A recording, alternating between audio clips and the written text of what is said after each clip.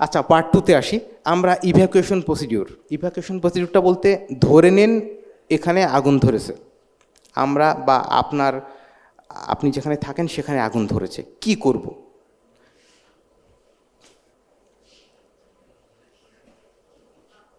কি করবেন?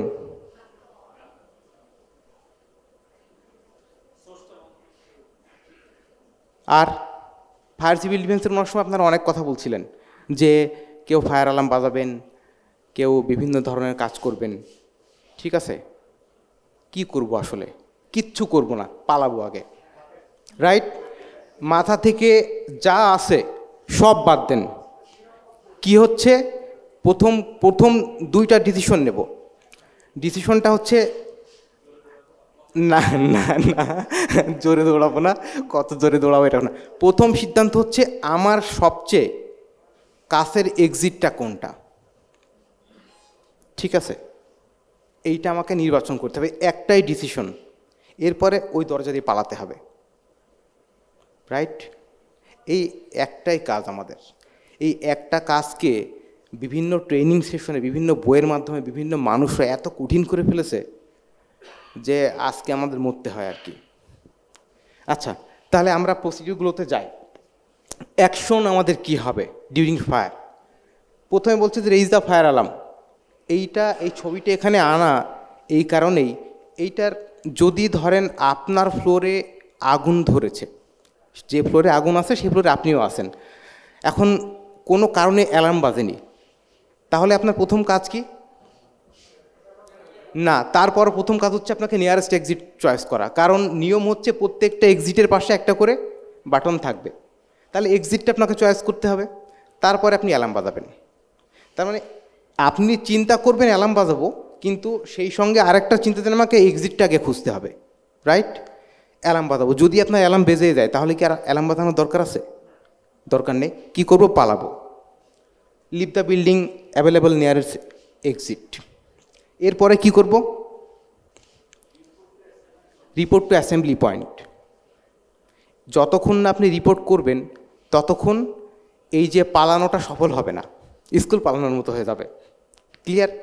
অর্থাৎ আমি এখানে আছি, এখান থেকে অ্যাসেম্বলি পয়েন্ট পর্যন্ত গেলাম, রিপোর্ট করলাম না, হবে না। তাহলে ওই যখন লোক গণনা করে ফায়ারের পরে, তখন মানুষজন আর খুঁজে পাবে না বা আপনাকে খুঁজে পাবে না, তখন একটা ঝামেলায় পড়বে। তারপরে আবার একটা বলছে যে আপনার বিল্ডিংয়ে কখনো রিটার্ন করবে, মানে আর ফিরে আসবেন না।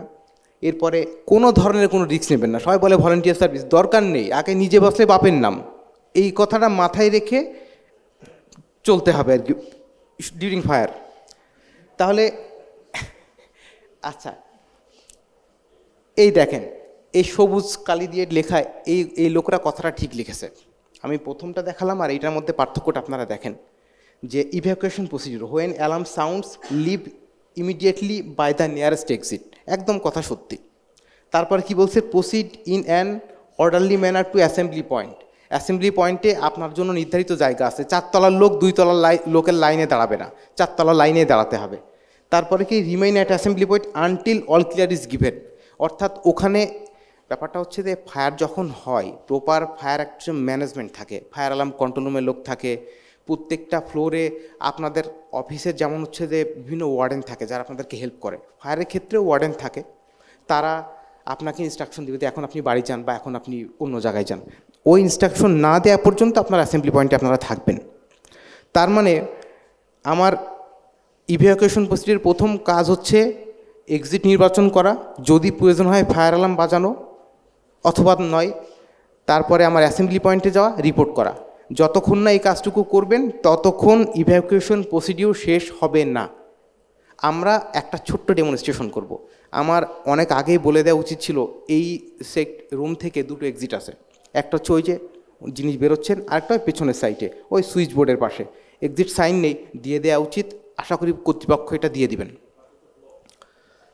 ব্লক খুলে নেবে, ওই সময় কি আপনি দাঁড়ায় থাকবেন যে না কেউ খুলে দিচ্ছে আমি যাব না? এক্স্যাক্টলি, আপনার কথাটা খুবই গুরুত্বপূর্ণ। আমাকে বেরোতে হবে at any cost, say block থাক আর যেমনি থাক, আমি বেরোবো। আপনি বেরোতে যেয়ে যদি ব্লক দেখেন আজকে, তাহলে সেইটা আজকে কর্তৃপক্ষের নজরে আসবে। এইটা একটা প্রবলেম সলভ হবে। আমরা প্রবলেমটাকে বড় করে দেখব না, আমরা সলভ করব। আচ্ছা, এখান থেকে এই 2 লাইন, না এই 3 লাইন, এখান থেকে এই লাইন, এই 2 লাইন, আর ওই পেছনের এই 2 লাইন, আমি এই পার্সনগুলোকে 30 সেকেন্ড সময় দেব। ওনারা পসিবল ওনাদের নিয়ারেস্ট এক্সিট পছন্দ করে বাইরে দাঁড়াবে, তারপরে আবার চলে আসবে। ঠিক আছে, তাহলে আমরা কি শুরু করব? 30 সেকেন্ড টাইম। আগুন ধরে নাই, মনে করেন ধরে গেছে, মনের মধ্যে তো সবসময় আগুন জ্বলে।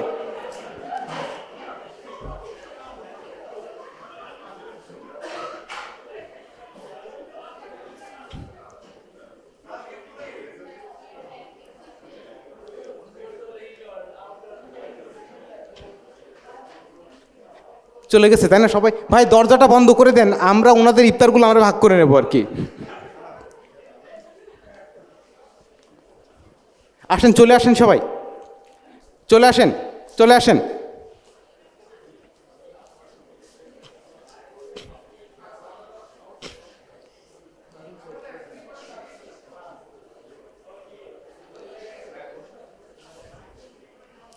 সবাই চলে এসছেন?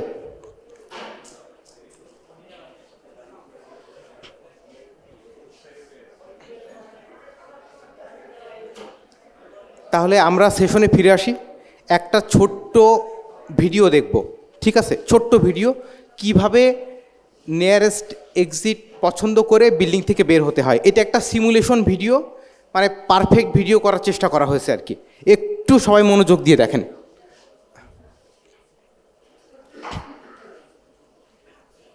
আমি চিন্তা করেছিলাম যে কিছু মানুষ সেকেন্ড এক্সিটে যাবে, ওখানে কেউ দরজা খুলবে, পিছনে কিছু মানুষজন দাঁড়ায় থাকবে, একটু তাড়াহুড়া করবে। এই জিনিসটা হলে আরও মানুষ শিখতে পারতো আর কি। জি জি ভাই, ভাই ওখানে 0.9 মিটার আইলসের জায়গা আছে, আমি সকালবেলায় দেখে এসেছি। মানে প্রায় 1 মিটার জায়গা আছে ওখান দিয়ে, মানে 1 মিটার জায়গা যথেষ্ট আইলসের জন্য আর কি। আচ্ছা, আমরা তাহলে একটা ভিডিও দেখব, সেটা হচ্ছে যে নিয়ারেস্ট এক্সিট পছন্দ করে কীভাবে বিল্ডিংয়ের বাইরে যাচ্ছে। একটু রং খেয়াল করবেন, রং।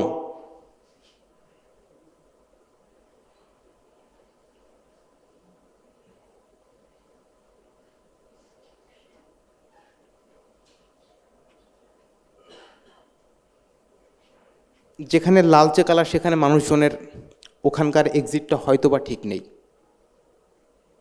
অথবা মানুষগুলো প্রপারলি সিঙ্ক্রোনাইজ না বা প্রপারলি ট্রেনিং নেই। এই জিনিসটা এখানে বোঝানো হয়েছে, ঠিক আছে? দেখেন সিঁড়ি ঘরের মধ্যে মানুষ যখন চলে এসছে তখন এটা লাল, এইটা কিছুটা ঠিক, ওই জায়গায় এখনও পুরোপুরি বেরোতে পারেনি, ওরা হচ্ছে ফ্লোরের মধ্যে আছে। আমি society of fire protection engineer, ওইটা একটা ওয়ার্ল্ডের নাম করা প্রতিষ্ঠান, SFP, society of fire protection engineers. তো এরা হচ্ছে দুনিয়ার সবচেয়ে জিনিয়াস ফায়ার সেফটি ইঞ্জিনিয়ারদের একটা অ্যাসোসিয়েশন। ওখানকার একজন প্রেসিডেন্টের কথা বলি, কোনো কারণে আমার সেই অনুষ্ঠানে থাকার সুযোগ হয়েছিল।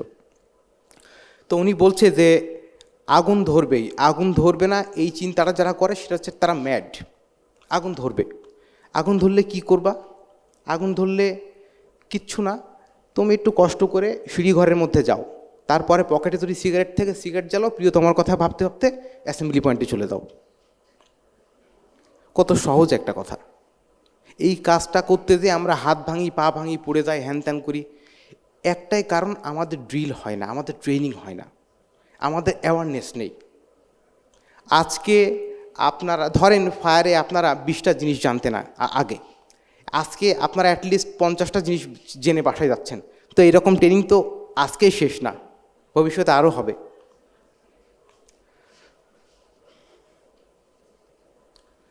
আগুন ধরলে কি অবস্থা হয় রুমের মধ্যে, আমরা একটা ক্রস সেকশন, মানে এই দিক থেকে দেখছি যে আগুন ধরলে কি হয়, একটু দেখেন।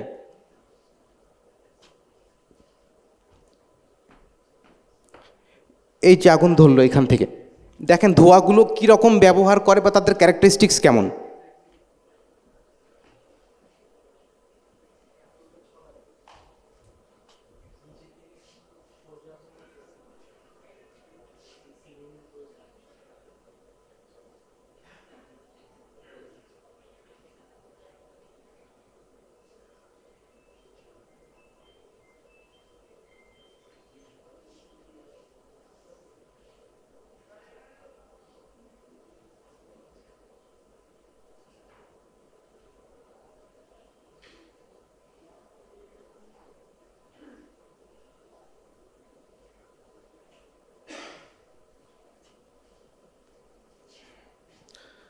আমরা মোটামুটি বুঝতে পারলাম আসলে আগুনের ক্যারেক্টারিস্টিক্সটা হচ্ছে এরকম। প্রথমে ধোঁয়া হয়, ধোঁয়াটা সোজা ওঠে 2 ডিগ্রি কোণ, 2 ডিগ্রি কোণ মানে অলমোস্ট সোজা ওঠে।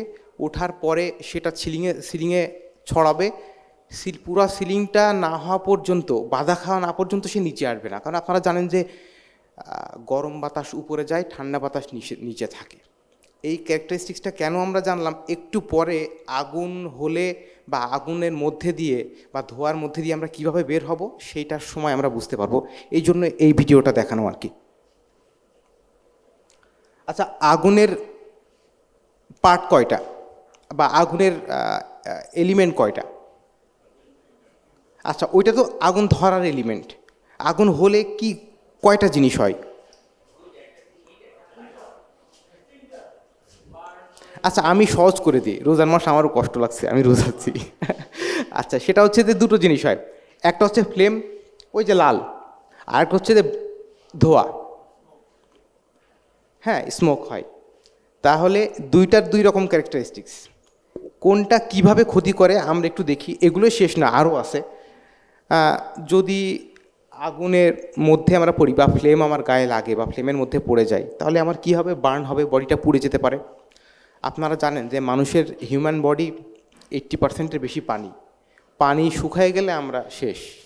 পানিটা শুকিয়ে যায় তাপের কারণে, আর বিল্ডিং কলাপস করে। কারণ এই বিল্ডিংটা বা এই কনক্রিট বা এই লোহার এই জিনিস একটা নির্দিষ্ট তাপমাত্রা পর্যন্ত টিকে থাকতে পারবে, তারপরে ভেঙে পড়বে। এগুলো হচ্ছে মেজর সমস্যা। আগুন ধরলে বা ফ্লেমের কারণে মেজর এই সমস্যাগুলো হয়। এরপরে দেখি যে স্মোকের কারণে কি হয়। স্মোকে শ্বাসকষ্ট হয়। শীতকালে আমাদের অনেকের শ্বাসকষ্ট হয় বা কাশি হয়। ধোঁয়ার মধ্যেও সেম একই জিনিস হয়। ধোঁয়ার মধ্যে আরও 2টা জিনিস হয়, আমরা ঠিকমতো দেখতে পারি না। এইটা যারা ধোঁয়ার মধ্যে পড়েছেন, আমি একবার ওই যে টিয়ার সেলের মধ্যে পড়েছিলাম আর কি, ওই সময় আমি প্রপার বুঝতে পারছি। আর একটা হচ্ছে যে দেখতে পারেন না, আর একটা হচ্ছে যে ওই যে ইন্টারনাল অর্গান পুড়ে যায় আর কি। আমরা ইনহেল করি, কারণ একটা জিনিস যখন পুড়ে গেলে বিভিন্ন ধরনের গ্যাস বের হয়ে আসে, সেইটা তো আমরা নাকে নিই। নাক দিয়ে যখন ভিতরে যাই, ওইটার তাপমাত্রা বেশি থাকে বা ওইটার কেমিক্যাল প্রপার্টিসের কারণে আমাদের ইন্টারনাল অর্গান ফেল করে, আমরা মারা যেতে পারি আর কি। তাহলে আমরা আগুনের প্রধান ক্ষতির কারণ কিভাবে ক্ষতি করতে পারে সেটা তো আমরা জানলাম। যদি আপনার কাপড়ে আগুন ধরে যায়, কি করব? দৌড়াবো না কি করব? এটা দেখার দরকার নেই, প্রত্যেকে একবার চিন্তা করেন। এটা দেখার দরকার নেই, এটা তো বলা আছেই ছবিতে। কি করতে পারি?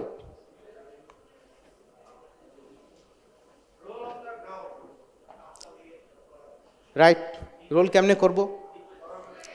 দৌড়ালাম, তারপরে আসলাম, দাঁড়ালাম, আমি এখন ক্রল করব, ঠিক আছে? কেউ ভিডিও করবে, শুলাম, ক্রল করলাম, তাই না? ক্রল ব্যাপারটা হচ্ছে এরকম যে যেই অংশে আগুন ধরবে সেই অংশটা আমি নিচে রাখবো, রাইট? যদি আমার পিঠে হয় তাহলে আমি নিচে রাখবো, যদি আমার পাশে হয় তাহলে এটা এরকম রাখবো। বিড়ালের চুলকানো দেখছেন বা বিড়ালের শুয়ে থাকা দেখছেন? মানে ওরা যখন একটু আনন্দ পায় বা ওরা যেমন ক্রল করে আর কি, বডিটা ঠিক ওই রকম করা। ভিডিও দেখে নিতে পারেন, জিনিসটা জানে থাকা মানে যদি জেনে রাখতে পারেন তাহলে ওটা গুরুত্বপূর্ণ আর কি। এরপরে ইভ্যাকুয়েশনের সময় আমাদের কিছু প্রায়োরিটি আছে। এই প্রায়োরিটিগুলো আপনাদের জন্য না, যারা ভলেন্টিয়ার হিসেবে কাজ করেন তাদের জন্য। ক্লিয়ার? এবং তাদের প্রপার ট্রেনিং থাকতে হবে। সেই কাজগুলো কি কি? আমরা প্রথমে শিশু এবং প্রেগনেন্ট মহিলাদেরকে আগে ইভ্যাকুয়েট করাতে সাহায্য করব। কথাটা জেনে রাখেন, খুবই কাজে লাগবে, কারণ আমরা প্রত্যেকে বাসাতে থাকি, সেই বাসাতে বাচ্চা এবং প্রেগনেন্ট মহিলা থাকে, ঠিক আছে? এরপরে হচ্ছে যারা বয়স্ক মানুষ, তারপরে মহিলা, তারপরে ওয়ার্কার বলতে এইটা যারা প্রোডাকশন নিয়ে কাজ করেন বা ওয়ার্ক প্লেসের কথাটা এটা বোঝাচ্ছি। এরপরে অফিস স্টাফ যারা একটু হেলদি, সব শেষে সিকিউরিটির লোকজন, কারণ তারা অ্যাকচুয়ালি ওয়ার্ডেন হিসাবে কাজ করে বা ভলেন্টিয়ার হিসাবে কাজ করে, ঠিক আছে? আমরা লিফট ব্যবহার করব না, ইভেন ফায়ার লিফট। ফায়ার লিফটটা আপনাদের জন্য না, ফায়ার লিফটটা হচ্ছে ফায়ার সিভিল ডিফেন্সের জন্য। লিফট ব্যবহারই করবো না। শোনেন, মেকানিক্যাল জিনিসকে বিশ্বাস করবেন নাকি কোনো একটা সলিড জিনিসকে বিশ্বাস করবেন? কারণ মেকানিক্যাল জিনিসের প্রবলেম হতে পারে। সিঁড়িতে যখন আপনি নামবেন সেই ক্ষমতাটা আপনার কাছে, আর লিফট দিয়ে যখন নামবেন সেইটা ওর হাতে।